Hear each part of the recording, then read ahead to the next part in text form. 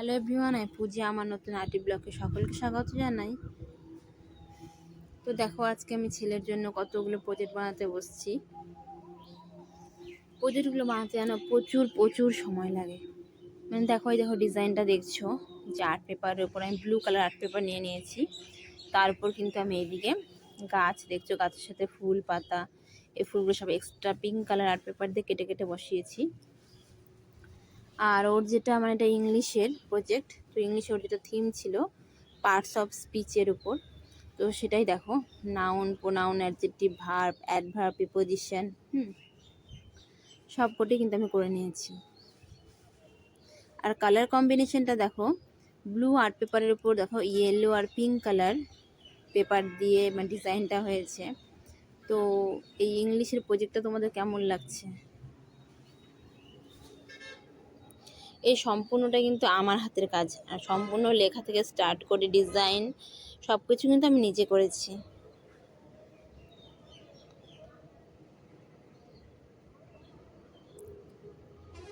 তো দেখো, আমার ইংলিশের কাজ কিন্তু প্রায় কমপ্লিট হয়ে গেল। তো এই যে দেখো কেমন লাগছে দেখতে এটা। ইংলিশ প্রজেক্টের পর আরও প্রজেক্ট বানাতে বসছি দেখো ছেলের জন্য। এই দেখো, এটা বানিয়েছি কিন্তু সায়েন্সের প্রজেক্ট। এটা কি ছিল থিম, এটা ছিল মাটি থেকে কী করে কয়লা হলো সেটাকেই করেছি আর কি।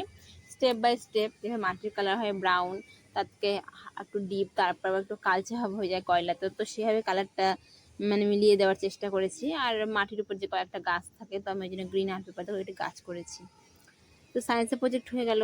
এবার দেখো নিয়ে চলে এসেছি ম্যাথের প্রজেক্ট। ম্যাথের প্রজেক্টটা করেছি কিন্তু সম্পূর্ণ আলাদা, একদম ব্ল্যাক কালার আর্ট পেপার দিয়ে। দেখো, ব্ল্যাক কালার আর্ট পেপার কিন্তু অনেক কালার আর্ট পেপার দিয়ে ডিজাইনটা করেছি। এ কারণেই যে অন্য কালার দিলে কিন্তু ব্ল্যাকের উপর বেশ ভালো ফোটে। আর দেখো, এর মধ্যে কিন্তু অনেক অ্যাঙ্গেল করেছি। এটা ওর কিন্তু থিমটাই ছিল টাইপস অফ অ্যাঙ্গেল, সব অ্যাঙ্গেলের উপর। হ্যাঁ, 90 ডিগ্রি, 60 ডিগ্রি, 120 ডিগ্রি, সব কিন্তু এই ডিগ্রির উপর দিয়েই কিন্তু ওর অ্যাঙ্গেলগুলো করেছি। আর তোমরা তো সেটা দেখতেই পেলে যে আমরা কিন্তু যে অ্যাঙ্গেলের কাজগুলো আছে সবগুলোই কিন্তু আলাদা আলাদা কালারের আর্ট পেপার দিয়েই করেছি। এই যে ম্যাথের প্রজেক্ট হয়ে যাওয়ার পর, এটা হচ্ছে স্টুব হল, একটা সাবজেক্ট হচ্ছে স্টুব হল। এই স্টুব হল সাবজেক্টটা কিন্তু সব স্কুলে থাকে না, এটা কিন্তু আনন্দমার্গ স্কুলেই আছে। যাদের বাচ্চারা আনন্দমার্গ স্কুলে পড়ে তারা জানতে পারবে যে আনন্দমার্গ স্কুলে কিন্তু স্টুব হল নামে একটা সাবজেক্ট আছে। সেই সাবজেক্টের উপর বেসিস করে কিন্তু ওর এই ড্রয়িংটা করা।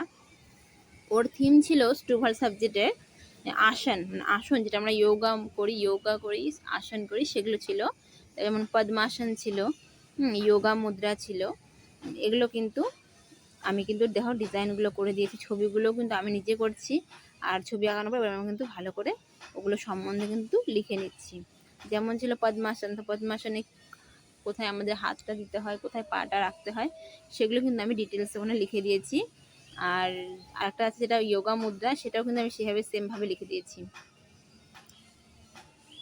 তো দেখো, আমার প্রায় কিন্তু লেখাও কমপ্লিট হয়ে যাচ্ছে।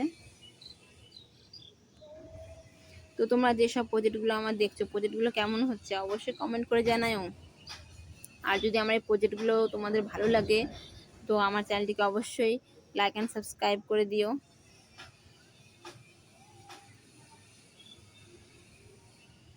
এই যে দেখো আসনগুলো,